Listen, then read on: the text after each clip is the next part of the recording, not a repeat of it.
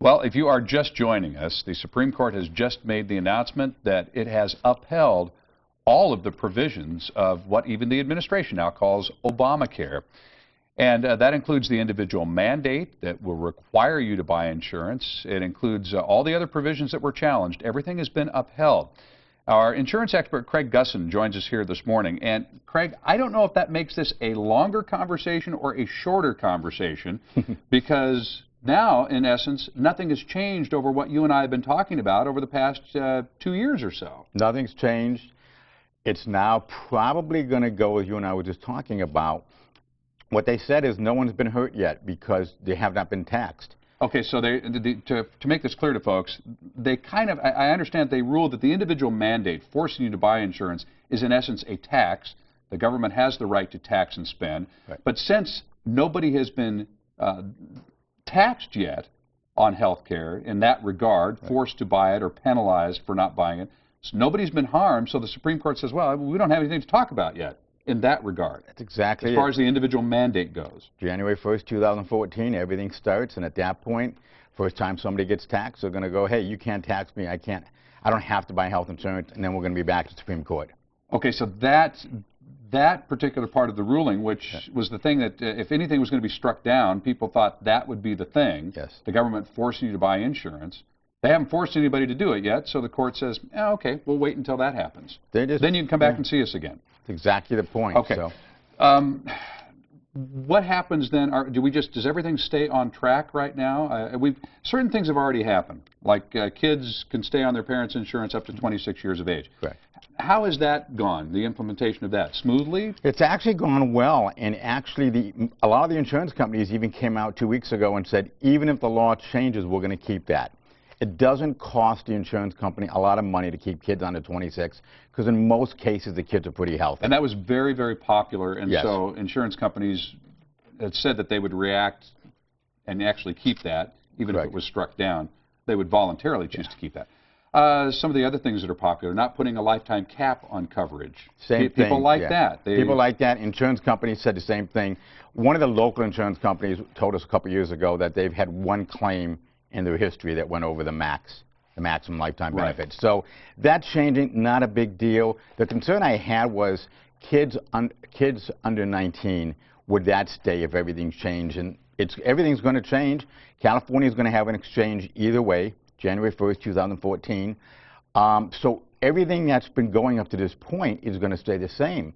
Now, what you're hearing around the country is some states are getting an exchange, some aren't. California was the first one to jump in and have an exchange. So a lot of what I'm reading and hearing is that states without exchanges are going to wait until the election, see what the elections happen, and then decide what they got to do, because by January 1st, 2014, they have to have everything in place. California is almost there.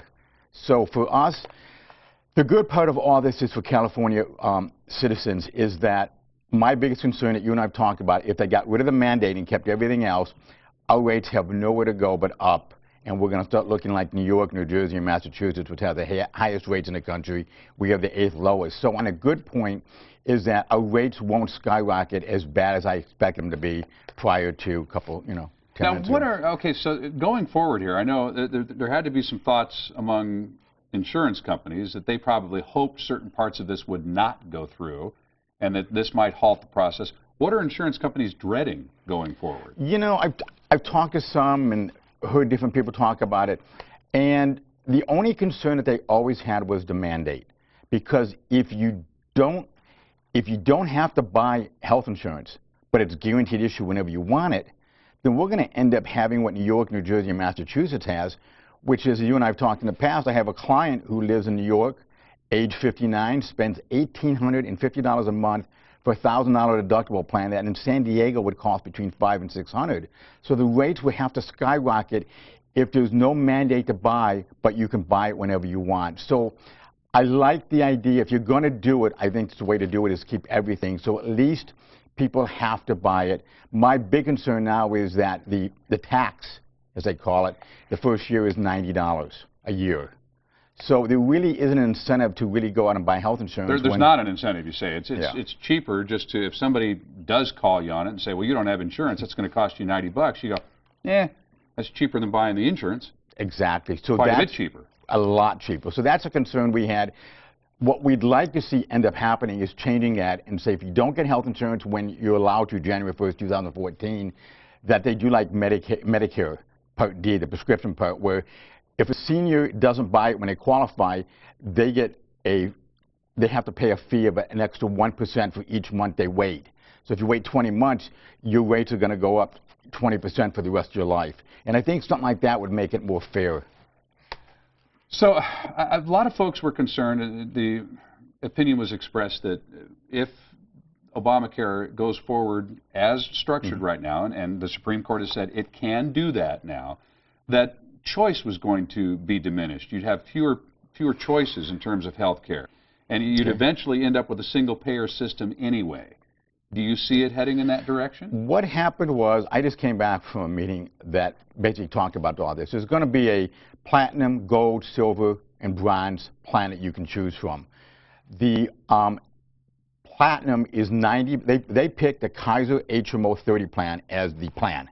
So the platinum plan has to be at least 90% of that plan. The gold has to be 80. The silver has to be 70, and the bronze has to be 60. The subsidies are based on the silver plan. So if the silver plan gives you a subsidy of $100, you can use $100 towards any of the plans. They also had a catastrophic plan for kids. California, we have 8 companies selling health insurance. We have hundreds of plans you can choose from. The concern I have is I have a high deductible plan. So if the first couple grand, it's coming out of your pocket. Right. But I don't go to the doctor that often. So is that going to be illegal? Can I not have that plan? So all of a sudden, all these people who have a plan tailor-made to their needs are now going to say, well, you can't have that plan because the government thinks that plan isn't good enough for what you need. And you're going, but it's perfect for me. We have a plan, one company has a plan, only covers you if you're hospitalized. And there's about 190,000 people on the plan in California. That plan will be illegal January 1st, 2014. So if you have one of those plans, that's going to go away. And the cost is so inexpensive, people are going, if I'm hospitalized and it's going to cover me, I'm fine. I don't need doctor visits. I can pay it out of pocket. Well, those people are going to turn around and buy a much better plan, paying a lot more money? I don't think so. Massachusetts, before they had their, they passed what they call Romney Care, the plan in Massachusetts, 92% of the people had health insurance. After they passed it, it went up to 97%, and the 5% that got it were all subsidies. So I still think the people who can afford it probably are going to do the same thing they're doing now. They're going to go, okay, $90, no big deal, I'll pay it. But I'm just not going to pay, the premium or the cost to have health insurance because I can self-insure. And that's a concern I have because what happens if that person has a major catastrophic situation and it's a couple $1 million claim? What do you do? All right. You can't get the hospitals to pay for it. Our insurance expert, Craig Gussin, we'll be talking going forward. Yes. And after we digest all of this and see what it means, then you'll be back to talk about the next thing that is scheduled to be implemented. And we'll discuss it from a political standpoint with some of our other experts later, from a legal standpoint. From the political standpoint, elections matter. Yes. From the legal standpoint, we'll have Dan Eaton coming up here next hour to break it down for us. Thanks for handling the insurance side, Craig Gussin, as always. All right.